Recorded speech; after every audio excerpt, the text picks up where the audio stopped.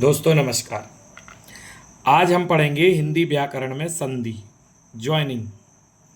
अगर आपने इसको ध्यान से देखा तो आपकी एक भी संधि गलत नहीं होगी किसी भी पेपर में, ये हमारा दावा है। तो आइए दोस्तों देखते हैं संधि होती क्या है।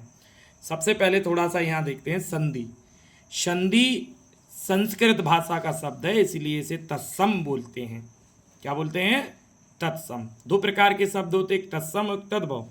तद्भव शब्द पे जो हिंदी भाषा के होते हैं और संस्कृत भाषा के शब्दों को तत्सम, इसलिए संधि संस्कृत भाषा का शब्द है। संधि पुल्लिंग है। दो प्रकार के लिंग होते हैं हिंदी में, स्त्रीलिंग और पुल्लिंग। तो संधि जो है पुल्लिंग है और संधि का अर्थ होता है मेल। आइए संधि की परिभाषा। संधि की परिभाषा क्या होती है? दो वर्णों के मेल को संधि कहते हैं। यहाँ पर दो वर्णों का मेल होता है, ध्यान से सुनिए। समास में दो शब्दों का मेल होता है और संधि में दो वर्ण अर्थात दो ध्वनियों का मेल होता है। संधि में पहले शब्द के अंतिम वर्ण एवं दूसरे शब्द के आदि यानी पहले वर्ण का मेल होता है।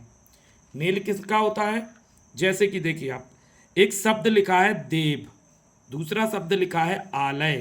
तो पहले शब्द में से देव के बा में आ की मात्रा होती है, छोटा। हर व्यंजन में छोटे आ की मात्रा होती है। तो यहां से क्या निकला? छोटा आ।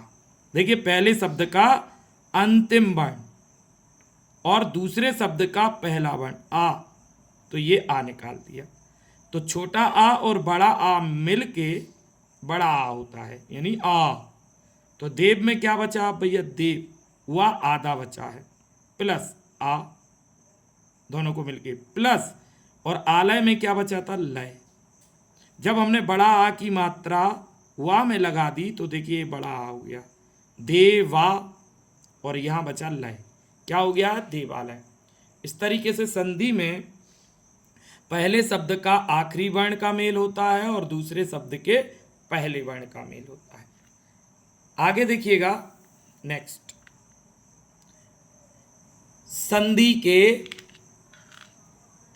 नियमों द्वारा मिले वर्णों को फिर से मूल अवस्था में ले आना संधि विच्छेद कहलाता है। एक तो संधि मेल, यानी संधि का अर्थ मेल है, लेकिन उन्हीं शब्दों को अपनी मूल अवस्था में ले आना क्या कहलाता है? संधि विच्छेद। जैसे कि देखिए एक शब्द है परीक्षार्थी, इसको मेल करके क्या बनाया है? परीक्षार्थी। तो इसमें देखिए एक शब्द क्या निकल रहा है? परीक्षा। क्या निकला है? परीक्षा। और दूसरा यहीं से क्या निकल रहा है? बड़ा अर्थी। देखिए अर्थी, यानी दो शब्दों को अलग कर दिया है। तो ये क्या हो गया है? विच्छेद, संधि विच्छेद। मतलब दो शब्दों को जो मिलाया था उनको अलग अलग कर देना ही विच्छेद। आइए संधि के भेद, या संधि जो है वो तीन प्रकार की हिंदी में होती है: स्वर संधि, व्यंजन संधि और विसर्ग संधि।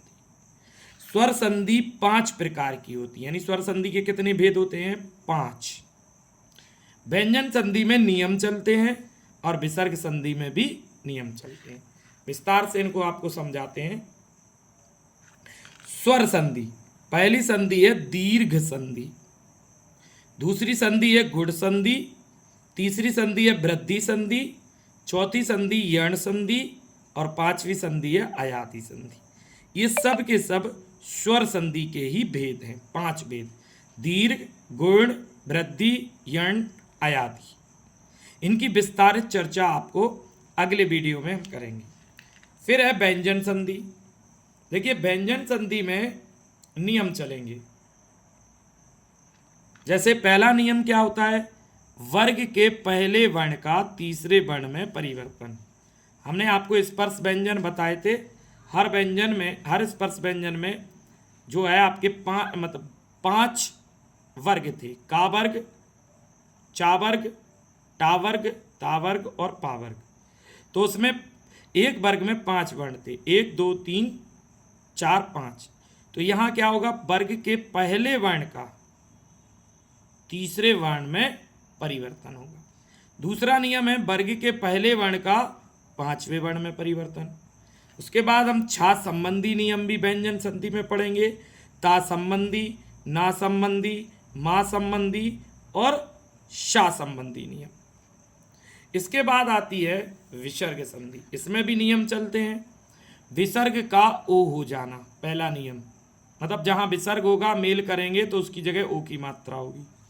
इसी तरीके से विसर्ग का रा हो जाना, जहां पे रा की मात्रा होगी वहां विसर्ग लगाएंगे और अगर उसे मेल करेंगे तो विसर्ग की जगह रा होगा। विसर्ग का शा हो जाना, विसर्ग का फिर शा हो जाना, विसर्ग का शा हो जाना, यानी तीनों सा की जगह भी विसर्ग का इस्तेमाल होता है। और विसर्ग का लोप हो जाना। और अगला नियम है विसर्ग में परिवर्तन ना होना। तो इनकी विस्तारित चर्चा हम अगली वीडियो में एक एक संधि को बड़े ही विस्तार रूप से आपको समझाएंगे। धन्यवाद, नमस्कार।